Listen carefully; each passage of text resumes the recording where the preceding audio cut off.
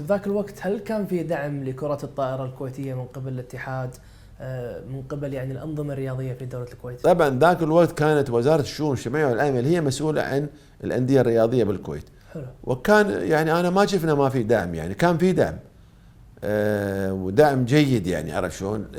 مكافآت فوز، مكافآت؟ لا، كان وزارة الشؤون ما تعطي مكافآت فوز، لكن النادي كان يعطي. أنا أتذكر 72 73 أو أتذكر خذينا البطولة الدوري، نادي أعطانا 200 دينار 200 دينار 72 ذاك الوقت. مبلغ يعني مو تقول لي مبلغ صغير، مبلغ يعني عرف شلون. فالنادي كان يعني يدعم اللاعبين، كان يتابع اللاعبين، في كشافين، في مشرفين، يعني اذا غبت يريونك للبيت، ليش ما يا اليوم، ايش حقه، عرفت شلون.